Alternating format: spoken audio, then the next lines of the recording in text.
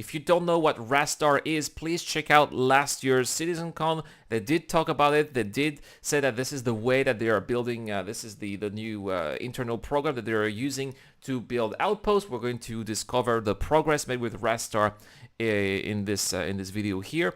And also they did say that one day it's something that we as players will be able to use when we are going to be using the Pioneer 2, when we are going to be building our own outposts. So cannot wait here to see what progress has been done over the past year and how they're going to be using that. And I'm pretty sure that that is what they're going to be using for the brand new jump town that they're working on, that we're going to be talking about later in when we talk about the monthly report.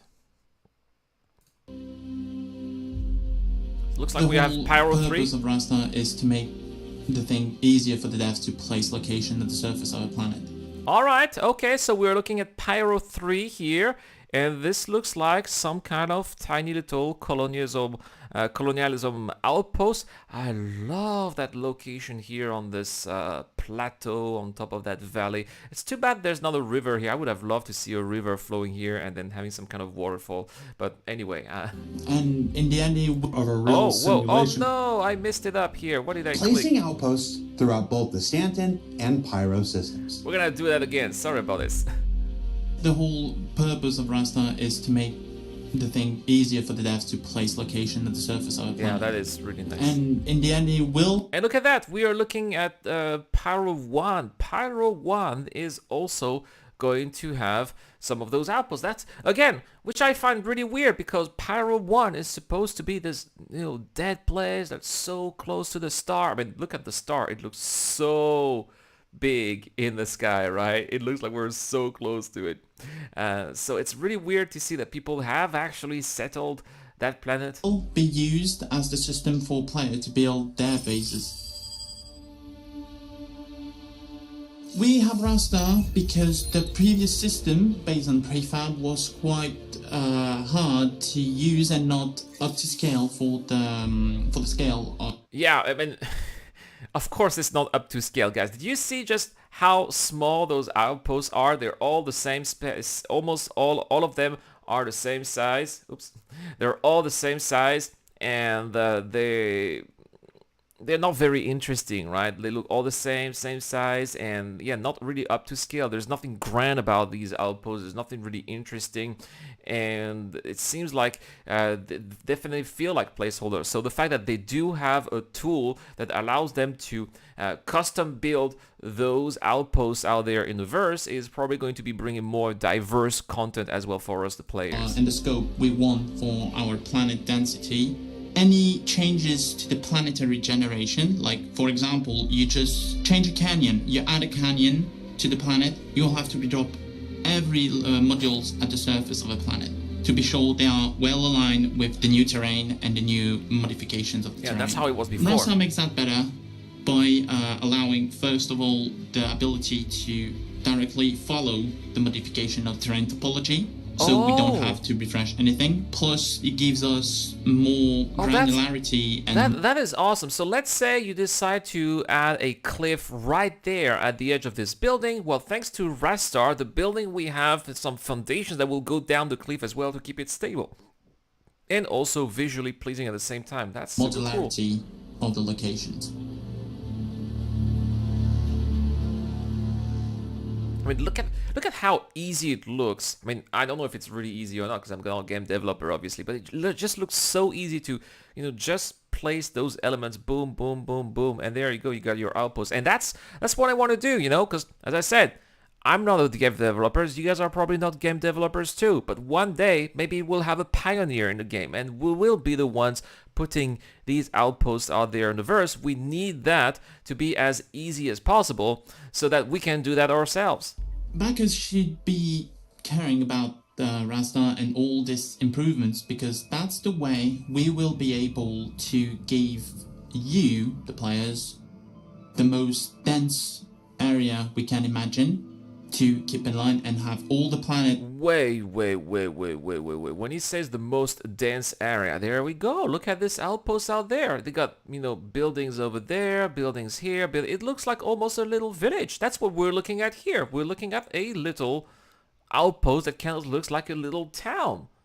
Now, the only thing that's missing is obviously life. It would be great to have NPCs going about their business, but eventually, one day, especially when the quantum simulation is going to be working full swing, that's what we're going to have. Imagine to keep in line and have all the planets, all the moons filled with POI and things to do on the surface, and maybe later in orbit of these planets and moons. Holy moly! So, whoa! They are going to be using RASTAR to build space stations too in orbit? Okay. CitizenCon 2951. It Last year. changed not much in terms of visual, mostly UI rework, but features are all there. Just a lot of internal work to allow the new build location to fit more and be more productive. So now we can have modules and elements that are nested and indented so we better understand what depends on what.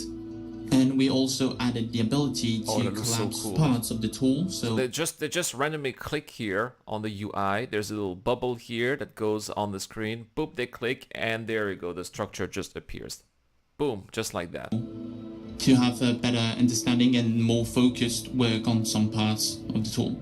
We also worked on better tools integration, so now we are able to use the base tools of the editor, such as gizmos or roller bar, to modify some elements of RASTAR, which was not possible previously due to some breaking while doing so, and to keep consistency with the I really wonder if that's flow. going to be including also the that layers as changes well, now, the overlays. Most of the in-edited tools are usable with RASTAR without any risk.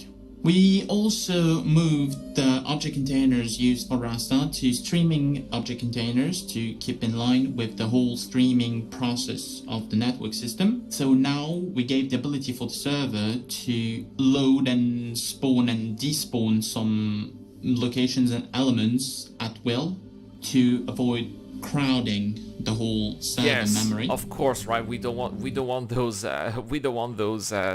those outposts to actually be in the server when nobody is going there, right? Because otherwise it's just going to be a problem performance-wise. So just as always, if nobody's there, it's not in the server, somebody's getting near the place, then boom, it just pops here with all of the different data at the same state as how it was when the last time someone went there. Makes sense. And we also now converted the whole connector system that was presented during the last CitizenCon to item ports.